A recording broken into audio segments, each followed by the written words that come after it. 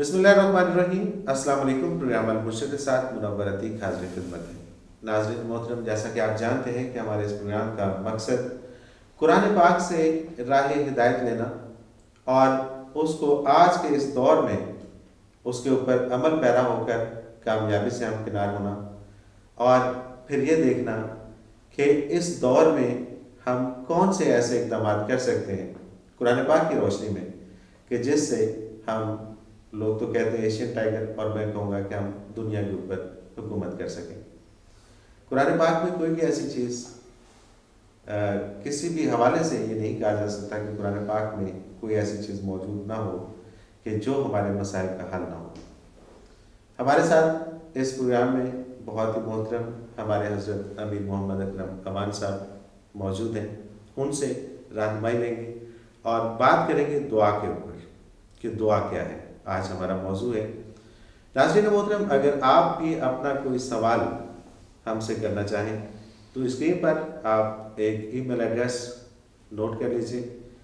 ای mail address ہے almurshid313@hotmail.com، اور اسی طرح سے ٹیلی فون نمبر بھی اسکرین کے اوپر موجود ہے 0333495021۔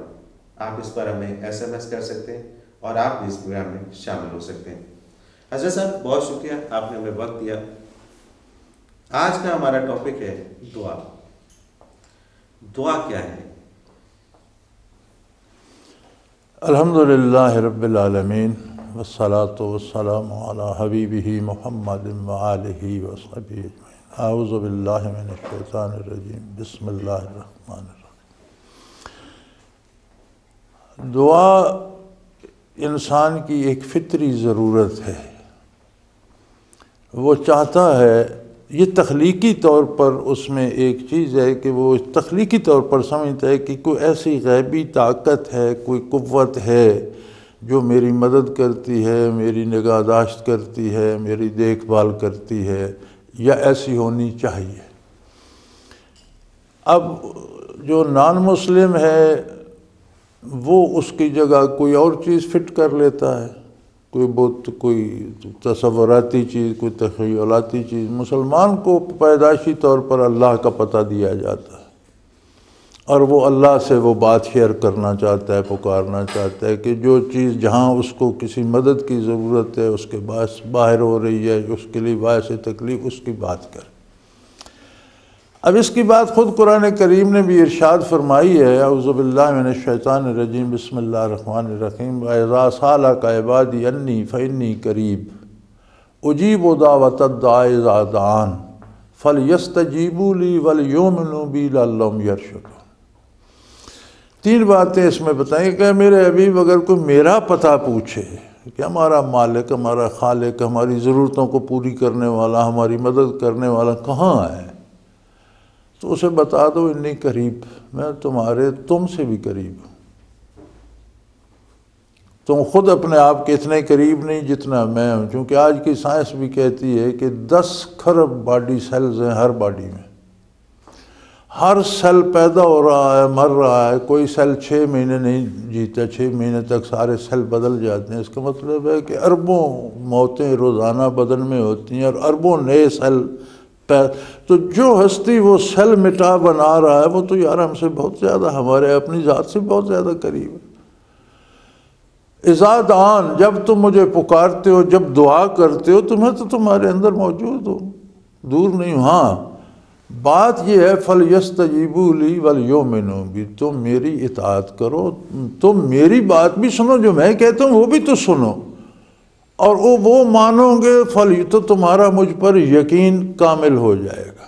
لعلہم یرشدون، پھر تمہاری موجیں ہوں گی، تم فلاح پاؤ گے، تمہارا بھلا ہوگا۔ تو اس کا ذریعہ اللہ نے یہ بتایا کہ اللہ پر ایمان لاؤ، یہ مانو کہ میں تمہارے قریب تر ہوں۔ پھر جو طریقے عبادات ہیں وہ ہیں اسی دل کو، لطیفہ قلب کو پالش کرنے کے لیے، تاکہ اسے حضور حق نصیب ہو۔ میری عبادت کرو، یعنی حلال حرام میں تمیز کرو، میری اطاعت کرو، جھوٹ نہ بولو، زندگی کو سچ کی طرف لے آؤ، عبادات کے وقت عبادات کرو، کام کے وقت کام کرو، مزدوری کے وقت مزدوری کرو، نیند کے وقت آرام کرو، جو ٹائم ٹیبل قدرت نے دیا اس کے مطابق ڈھل جاؤ، تو تمہاری دعائیں قبول ہوتی رہیں گی۔ اچھا، دعائیں پھر قبول ہوتی ہیں اگر اس کے بتائے ہوئے رستے پر چلا جائے اور اس پہ عمل پیرا ہوا جائے، اور اس کے بعد دعائیں قبول ہوتی ہیں، اس کی کیا شرط ہے؟ یہ اللہ پر شرط نہیں لگائی جا سکتی، یہ طریقہ ہے، سلیقہ یہ ہے۔ ویسے وہ جب کسی کی مان لے تو شرط تو نہیں، یعنی ایک ہوتا ہے کام کرنے کا طریقہ، ایک ہوتا ہے کہ جو حاکم اعلیٰ ہے وہ ایک طریقہ ہے کہ آپ جائیں جی عرضی دیں، ایک کلرک کو دیں، وہ آگے پہنچائے گا، وہ آگے پھر وہ دفتر جائے گی۔ ایک ہے کہ حاکم آپ کو کھڑکی سے دے کے لے وہی درخواست ادھر لے، تو یہ طریقہ تو نہیں نہ ہو سکتا، یہ تو ایک چانس ہے۔ طریقہ تو وہی ہے نا، طریقہ یہ ہے کہ اللہ کو اپنے قریب اللہ پر ایمان لائے، پھر اس کی اطاعت۔ فَلْيَسْتَجِيبُوا لِي، یار تم چاہتے ہو میں تمہاری مانوں، پہلے تم میری بھی تو مانو، میں مالک ہوں، تم مخلوق ہو کر میری نہیں مانتے، مجھے کیا ضرورت ہے تمہاری یعنی میں نے تو مان کر کرم کرنا ہے، احسان کرنا ہے، تم نے مان کر حق ادا کرنا ہے، تم پر میری اطاعت واجب ہے، میری مخلوق ہو۔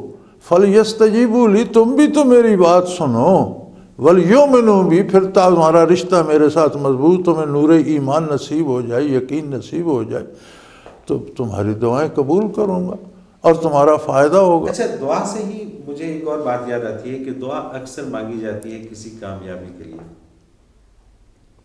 اب کامیابی کئی طرح کی ہوتی ہے، مثال کے طور پہ مجھے بہت سارے پیسے مل جائیں، یہ دعا کر دی، میرے پاس بہت بڑی گاڑی ہو، یہ دعا کر دی، میرے پاس بہت بڑا گھر ہو، یہ دعا کر دی۔ کیا یہ دعائیں مطلب اتنی ضروری ہوتی ہیں یا یہ دعائیں کرنی چاہیے؟ کوئی بھی چیز جسے آپ کا دل چاہتا ہے آپ مانگیں، لیکن وہ دینے والا جو ہے وہ اتنا کریم ہے کہ جب آپ پورے نور یقین اور ایمان سے مانگتے ہیں تو نبی کریم صلی اللہ علیہ وسلم نے اس میں آپ کے ارشادات میں اس کی تفصیل ملتی ہے کہ ہم مانگتے ہیں ایک چیز، وہ ہمارے لیے نقصان دہ ہوتی ہے۔ شاید ہم دولت مانگ رہے ہیں، دولت آئے تو ہم گمراہ ہو جائیں، تو اللہ اتنے کریم ہے کہ وہ چیز نہیں دیتے، کوئی اس کے بدلے چیز دے دیتے ہیں جو ہمارے لیے بہتر ہوتی ہے۔ مثلا جیسے بچہ ماں سے چاقو مانگ رہا ہے، وہ چاقو تو نہیں دے گی، کوئی اور خوبصورت سا کھلونا دے دے گی۔ بچے کو تو نہیں پتہ کہ اس کو چاقو کی چمک دیکھ رہا ہے، یہ نہیں پتہ کہ ہاتھ کاٹ دے گا، ماں کو تو پتہ ہے، تو وہ اسے اس طرح قدرت بعض اوقات جو چیز ہم مانگتے ہیں بعین ہی وہ مل جاتی ہے، بعض اوقات فوراً نہیں ملتی، کچھ دیر بعد ملتی ہے، یہ اس کی اپنی مصلحت ہے۔ بعض اوقات وہ نہیں ملتی، اس کے بدلے کوئی چیز مل جاتی ہے۔ اور اگر یہ بھی نہ ہو، ساری چیزیں یہ نہ ہوں، تو اس دعا کو اللہ کریم اپنے پاس ذخیرہ کر لیتے ہیں۔ اور حضور کا ارشاد ہے کہ قیامت کو جب اعمال تولے جائیں گے تو بعض لوگ ایسے ہوں گے، فرشتے کہیں گے جی اس کے اعمال نیکی بدی ہم نے ترازو میں بار اعلیٰ رکھ دیے، تو ارشاد ہوگا نہیں، سارے نہیں رکھے، اس کے کچھ اعمال میرے پاس بھی ہیں۔ تو وہ دعائیں جن کا بدلہ دنیا میں نہیں دیا گیا، وہ اس وقت اس کے نام اعمال میں تولی جائیں گے۔ حضور کا ارشاد ہے کہ بڑے بڑے لوگ جن کی دعائیں قبول ہوتی تھیں اس وقت حسرت کریں گے کہ کاش دنیا میں دعا نہ مانی جاتی میری، آج میرے کام آتی، میرے نام اعمال میں۔ تو اس کا مفہوم یہ ہے کہ دعا ضائع نہیں جاتی۔ اچھا، دعا ضائع نہیں جاتی، دعا وہاں پہ جا کے جمع ہو جاتی ہے اور قیامت والے دن اس کا وزن ملتا ہے۔ نہیں، اول تو دنیا میں مل جاتی ہے، جلدی یا بدے، یا اس کے بدلے کوئی چیز مل جاتی ہے۔ اگر یہاں پر ایک اور سوال اٹھتا ہے کہ ایک چور ہے، وہ چوری کرنے کے لیے جاتا ہے اور وہ دعا کرتا ہے کہ یا اللہ مجھے کامیاب کر، تو یہ دعا بھی وہاں پہ، یہ دعا اس پہ سزا ملے گی، یعنی اطاعت الہی کے خلاف دعا کرنا گستاخی ہے، گناہ کے لیے دعا کرنا گستاخی ہے۔ جیسے آپ قانون کے خلاف کوئی درخواست قانون کے خلاف کورٹ میں دیں تو وہ تو توہین عدالت ہوگی نا۔ اچھا، دعا سے تقدیر بدل جاتی ہے؟ تقدیر کا الگ مسئلہ ہے، چونکہ دعا خود تقدیر ہے۔ دعا سے تقدیر کیا بدلے گی؟ دعا خود تقدیر ہے کہ یہ بھی تقدیر میں ہے کہ فلاں بندہ یہ دعا کرے گا اور اس کو اس کا یہ بدلہ ملے گا۔ اچھا، اگر یہ تقدیر میں ہے کہ فلاں آدمی یہ دعا کرے گا اور اسے اس کا بدلہ ملے گا، تو پھر ہم کہاں کھڑے ہیں؟ پھر تو سارا کچھ آٹومیٹکلی جس طرح نہیں، آٹومیٹک نہیں ہے نا، آٹومیٹک نہیں ہے۔ یہی باریکی سمجھ نہیں کی ہے کہ ایوری تھنگ ناٹ آٹومیٹک، انسان کو سارے راستے بھی بتائے اللہ نے اور استعداد بھی دی. وہ چوری کرنا چاہے تو اس میں استعداد ہے، کر سکتا ہے، قتل کرنا چاہے کر سکتا ہے، نہ کرنا چاہے نہ کر. تو یہ کرنے نہ کرنے کا فیصلہ اس پر چھوڑ دیا، اور جو برائی ہے اسے نہ کرنے کا حکم دیا ہے، نیکی کو کرنے کا حکم دیا ہے. حکم دے کر فیصلے کا اختیار انسان کو دے دیا کہ اب تو نیکی کرنا چاہتا ہے تو نیکی کر، برائی کرنا چاہتا ہے تو کر کے دیکھ لے. انا ہدیناہ السبیل، ہم نے اسے راہیں بتا دی ہیں، اما شاکرا اما کفورا، چاہے تو شکر کا راستہ اختیار کرے، چاہے تو ناشکری کا کر کے دیکھ لے. تو انسان کے پاس صرف یہ اختیار ہے کہ وہ یہ فیصلہ کر سکتا ہے کہ مجھے اچھائی کی طرف جانا ہے یا برائی کی طرف، صرف یہ اختیار ہے. باقی اس کے پاس کیا اختیار ہے؟ کیا وہ اپنی مرضی سے پیدا ہو سکتا ہے، اپنی مرضی سے مر سکتا ہے، اپنی آنکھ ناک خود بنا سکتا ہے، بیمار مرضی سے ہو سکتا ہے، صحت مند مرضی سے ہو سکتا ہے، امیر غریب مرضی؟ نہیں، کچھ نہیں. یہ سارے فیصلے قدرت کے ہیں. اس کے پاس یہی اختیار ہے کہ وہ اللہ کی اطاعت کی طرف جاتا ہے یا نیکی کی طرف جاتا ہے یا برائی کی طرف. جس طرف جانا چاہے چلا جائے، پھر اس کا انجام اللہ نے بتا دیا. جو شخص نیکی کی طرف چلا جاتا ہے، اطاعت میں چلا جاتا ہے، اس کی تو خواہشات ختم ہو جاتی ہیں، اسے تو دعا مانگنے کی ضرورت نہیں ہے. نہیں، دعا نہ خواہشات کبھی ختم ہوتی ہیں، نہ دعا کی ضرورت کبھی ختم ہوتی ہے. قدم قدم پہ آپ کو قدم قدم پہ ضرورت ہے ان چیزوں کی. پانی پیتے ہوئے ہر گھونٹ کے ساتھ ضرورت ہے کہ وہ پانی حلق کی بجائے پھیپھڑے میں بھی تو اتر سکتا ہے. کھانا کھاتے ہوئے بھی ضرورت ہے کہ یہ لقمہ جو آپ کھا رہے ہیں یہ صحت بھی دے سکتا ہے، بیمار بھی کر سکتا ہے.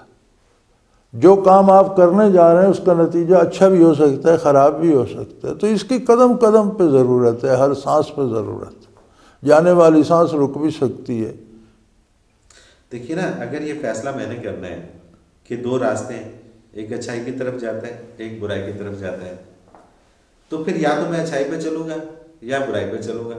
بعض ملا بھی لیتے ہیں، کبھی اچھائی کر لی کبھی برائی کر لی. تو پھر دعا میں کہاں پہ کروں گا کہ میں یا اللہ مجھے اچھے راستے پہ چلا دے؟ ہاں بالکل. اس کی تو میں تو چلیے اچھے راستے پہ رہوں. نہیں، اچھا یہ سمجھنے کی بات یہ ہے کہ اچھے راستے کی جو کیفیات ہیں یا درجات ہیں ان کی کوئی حد نہیں.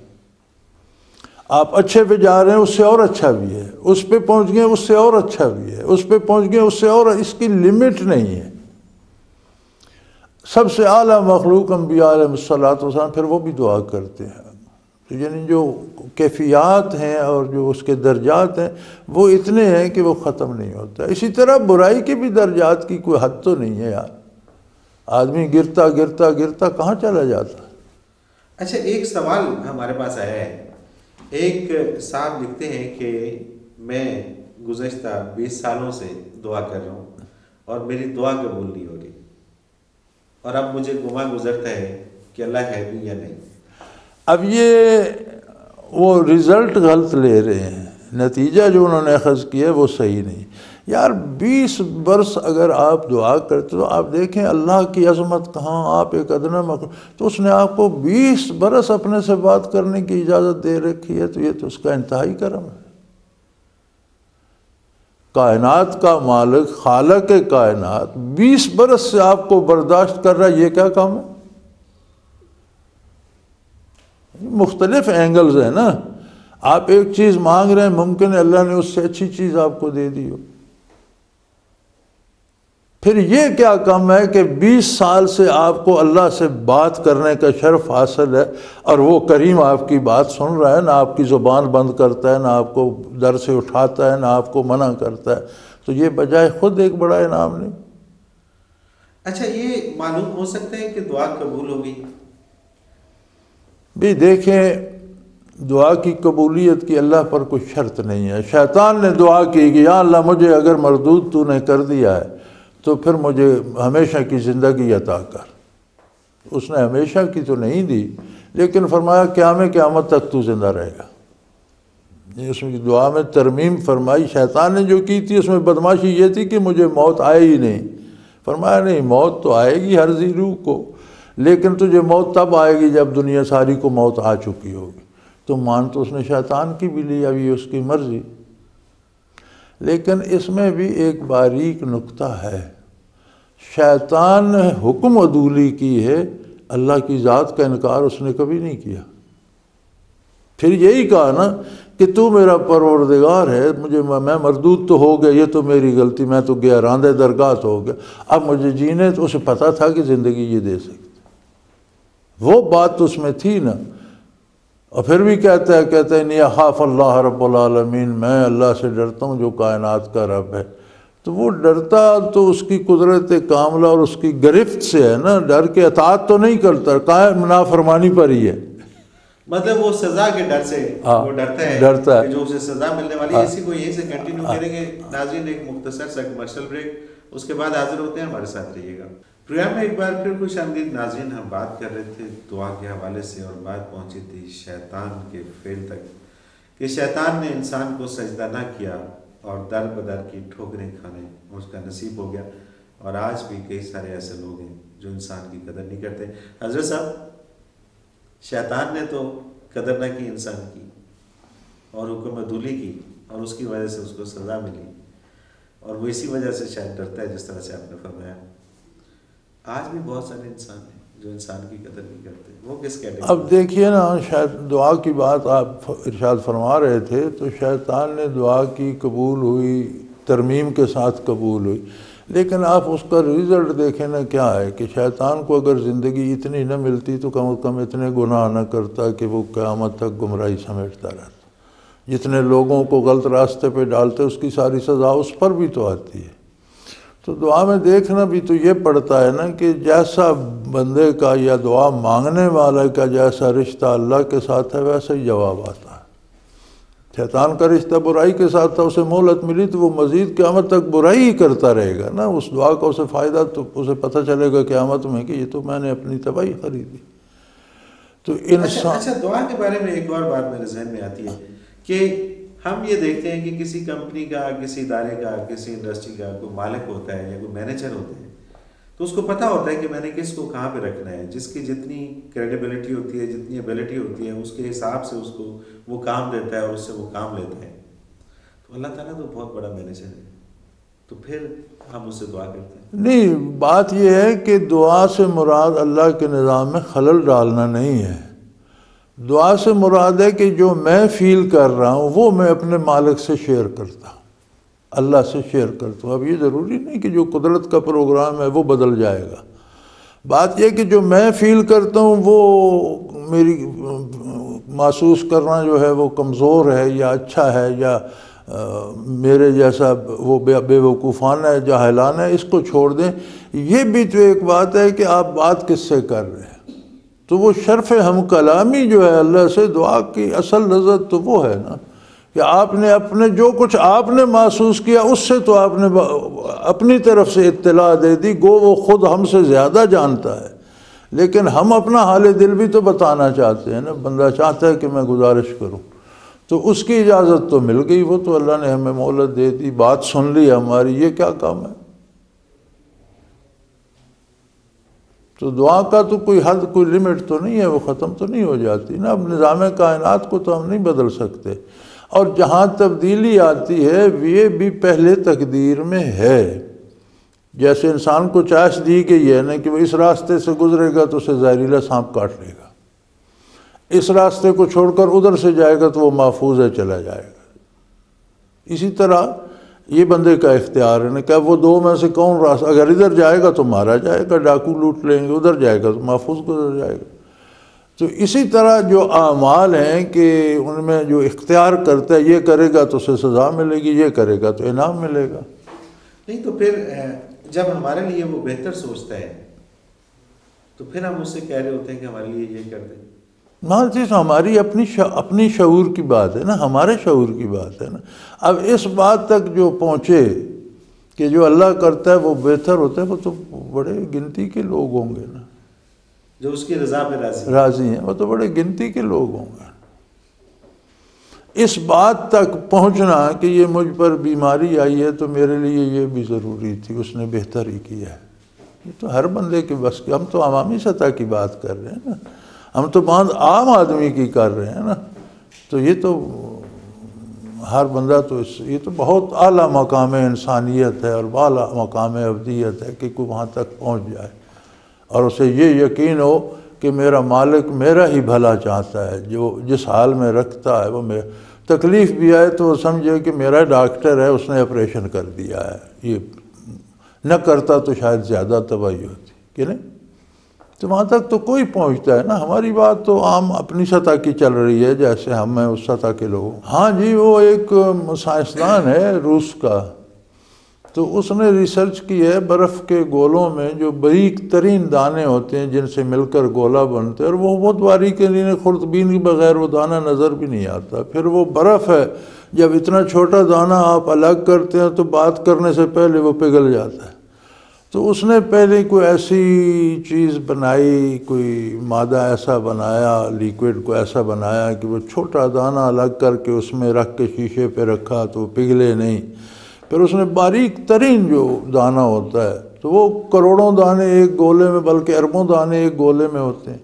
تو اس نے اس کی تصویریں لی خوردبین سے، باریک بین خوردبین سے دیکھ کر تصویریں لی. آپ حیران ہوں گے کہ ہر دانے کی تصویر الگ ہے، ہر دانے کی شکل الگ ہے، اور اتنی الگ ہے اور اتنی خوبصورت ہے کہ میں نے وہ تصویریں دیکھیں تو میں نہیں سمجھتا کہ آج تک کتنا خوبصورت زیور کسی سونار نے بنایا.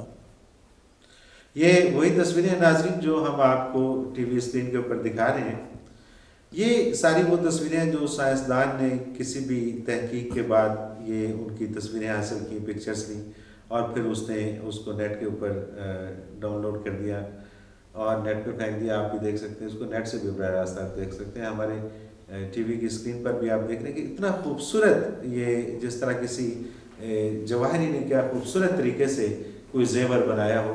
اور یہ اس کی آپ دیکھیں نا، ویسے تو ہم کتنے انسان آج تک گزر چکے یار، کسی کو کسی انسان سے مشابہت نہیں ہے، ہر ایک کے الگ ہے. وہی ناک ہے، دو آنکھیں ہیں، منہ ہے، کان ہے، قد کاٹھ ہے، لیکن ہر بندہ الگ ہے. آپ جانوروں کو دیکھیں، ہر جانور، آپ بھیڑوں کو دیکھیں، ہمیں سب ایک جیسی لگتی ہیں. چرواہے کو ایک ایک بھیڑ الگ نظر آتی ہے کہ یہ وہ ہے، یہ وہ ہے، یہ وہ ہے، کہ نہیں؟ بالکل ایسے ہی، بالکل ایسے. اسی طرح پودا کسی دوسرے پودے سے نہیں ملتا، کوئی لینڈسکیپ کسی دوسرے سے نہیں ملتا. بلکہ میں پوری دنیا میں پھرا ہوں تو میں نے ایک عجیب بات دیکھی ہے جو میں اکثر کہا کرتا ہوں کہ کسی ملک میں چلے جاؤ تو وہاں پہاڑ، زمین، مٹی، مکان ایک جیسے ہوں گے، اس میں ملٹی کلرز نہیں ہوں گے. کسی ملک میں چلے جائیں. جب آپ پاکستان میں آتے ہیں تو یہاں ایک پہاڑ میں ملٹی کلرز، یعنی ایک لیئر جا رہا ہے سفید، ایک نیچے نیلا جا رہا ہے، ایک ریڈ جا رہا ہے. ایسا پہاڑ دنیا میں کہیں نہیں ملتا. آپ کسی علاقے میں 5 میل کے فاصلے پہ چلے جائیں، زبان میں ڈفرنس ہے، مکانوں کی بناوٹ میں ڈفرنس ہے، لوگوں کی سوچ میں فرق ہے. یعنی جو قدرت کی جو رنگا رنگی پاکستان میں ہے، میں نے دنیا میں کہیں نہیں دیکھی. اچھا حضرت صاحب، جو اتنا خوبصورت کاریگر ہے، پھر ہم اسے ایڈوائس دے رہے ہوتے ہیں اور اتنا ہمارے قریب تر ہے. یعنی آپ دیکھیں نا، ایک انسان کے اندر اگر 10 کھرب، دنیا کی آبادی 6 ارب ہے، ایک ہیومن باڈی میں اگر 10 کھرب سیل ہیں، ہر سیل پیدا ہو رہا ہے، دوسرا مر رہا ہے. جو پیدا ہو اپنے جیسا سیل پیدا کر کے وہ مر جاتا ہے. تو اس کا مطلب ہے وہ بن بھی رہے ہیں، مر بھی رہے ہیں، اور ایک لمحے میں وہ اربوں مرتے ہیں. چونکہ 6 مہینے سے زیادہ کسی 10 کھرب سیل نے اگر 6 مہینے میں مر جانا ہے تو اسے آپ ملٹی پلائی کر کے تقسیم کر کے دیکھ لیں کہ ایک لمحے میں، ایک سیکنڈ میں کتنے مرتے ہیں. وہ تو آپ کمپیوٹر پہ نکال کے دیکھ لیں. تو اتنے پیدا بھی ہوتے ہیں اور ہمیں فیل بھی نہیں ہوتا، پتہ ہی نہیں چلتا. تو جو ہستی اتنے قریب تر ہے، اب اس کو نہ ماننا یا اس کے ساتھ تعاون نہ کرنے کا پھر نقصان تو ہمیں اٹھانا پڑے گا.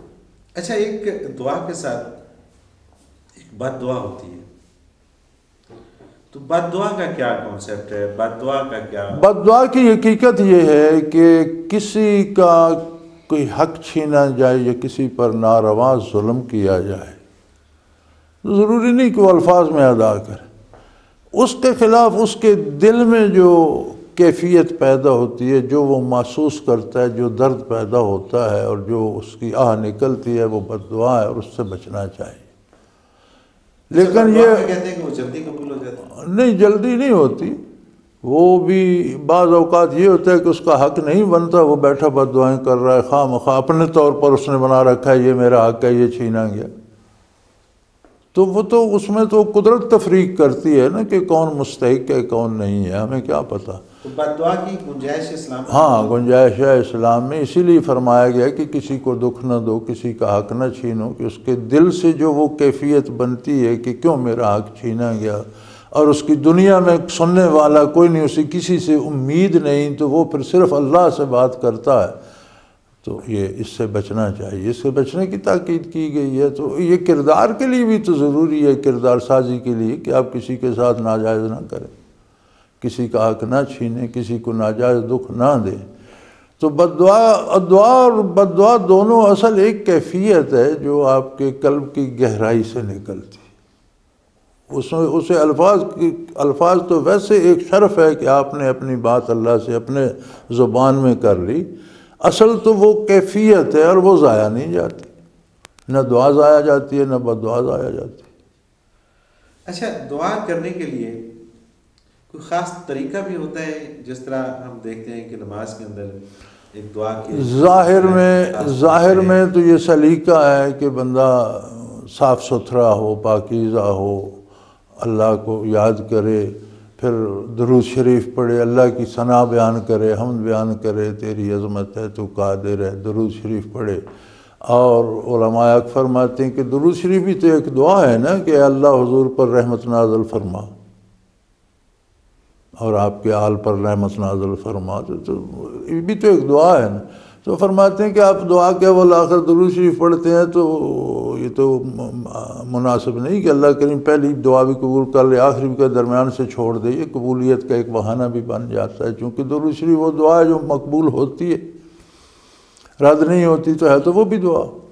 تو دعا کا طریقہ سلیقہ یہ ساری باتیں ہیں، لیکن حقیقت دعا کی یہ ہے کہ آپ کے نہاں خانہ دل سے کیا اٹھا ہے۔ اچھا، یہ تو اب دل کی بات آ گئی، اپنے دل کی بات آ گئی، اور دعا اگر میں نے کرنی ہے تو پھر میرے دل سے کیا اٹھا ہے مجھے یہ دیکھنا ہوگا۔ لیکن جب میں دیکھتا ہوں کہ مجھے کوئی چیز کوئی خواہش میرے دل میں اٹھی اور میں اٹھ کے چلا گیا کسی دوسرے شخص کے پاس جو میں سمجھتا ہوں کہ وہ بہت نیک ہے، بزرگ ہے اور وہ اللہ کے زیادہ قریب ہے، تو میں اسے جا کے کہتا ہوں کہ آپ میرے لیے یہ دعا فرما دیجیے۔ اچھی بات ہے، اس میں کوئی حرج نہیں ہے۔ تو دل سے نکلنے والی بات اصل دعا تو یہ جو آپ کے دل سے نکلے، اب وہ آپ کو کسی اللہ کے نیک بندے کے پاس لے گئی تو یہ مزید اچھی بات ہے، اس میں اور بہتری ہے، اس میں کوئی حرج نہیں ہے، لیکن اللہ کے بندے ہوں، کاروباری نہ ہوں۔ اچھا، یہ کیسے پتہ چلے گا کہ یہ اللہ کے بندے ہیں اور یہ کاروباری ہیں؟ اب یہ جب کسی سے معاملات ہوتے ہیں تو پتہ تو چل جاتا ہے، ہم خود آنکھیں بند کیے رکھے تو جب کسی سے معاملہ ہوتا ہے تو پتہ تو چل جاتا ہے کہ یہ بندے میں للہیت ہے، یہ بھی ہماری، یہ مجھ سے پیسے لے کے اپنی دنیا سنوار رہا ہے۔ مطلب جو پیسے لیتا ہے دیکھیں نا حضرت، نہیں پیسے بھی دیتے ہیں لوگ، دیتے ہیں اپنے عقیدت مندوں کو، لیکن جس کی نظر ہی پیسے پہ ہوتی ہے، کچھ ایسے لوگ ہوتے ہیں حضرات، ایسے ہم نے دیکھے ہیں، بزرگ ہوتے ہیں، ہم ان کی خدمت کرتے ہیں، نہیں بھی کرتے تو انہیں کوئی فرق نہیں پڑتا۔ بالکل صحیح، ہم اپنی سعادت سمجھتے ہیں، لیکن ہم تحفہ لے جاتے ہیں تو رکھ لے، نہیں لے جاتے تو یہ نہیں کہ آج بات نہیں سنی جائے گی۔ کچھ لوگ ایسے ہوتے ہیں جنہیں توقع ہی ہوتی ہے کہ آ رہا ہے کچھ تو دے کے جائے گا۔ اچھا، دعا میں جو واسطہ ہوتا ہے اس کی کیا اہمیت ہے؟ واسطہ یا وسیلہ جو ہے یہ ایک الگ موضوع ہے، یہ صرف دعا میں نہیں ہوتا، ہر کام میں ہوتا ہے، اور ایک حد ہے اس کی، ایک لمٹ ہے کہ واسطے کو واسطے کی حد تک رکھا جائے۔ اب حدیث شریف میں آتا ہے کہ 3 بندے تھے، وہ غار میں گھسے، 12 شاہی، تو جو غار میں گھس کے، بخاری شریف کی حدیث ہے، تو ایک اوپر سے ایک بڑی چٹان لڑکی وہ آ گیا، غار کا منہ بند ہو گیا۔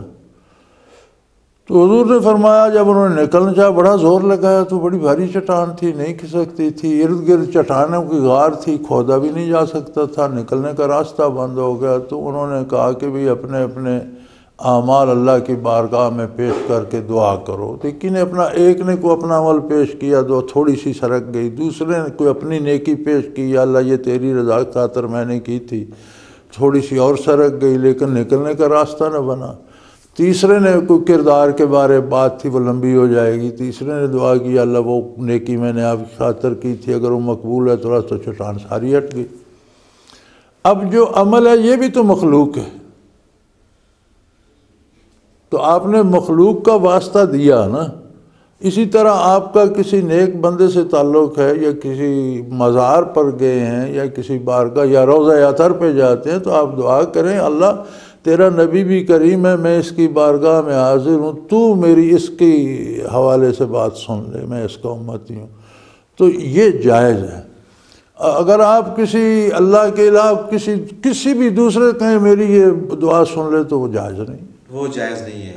حضرت صاحب ہمارے پروگرام کا وقت پھر اپنے اختتام کو پہنچا۔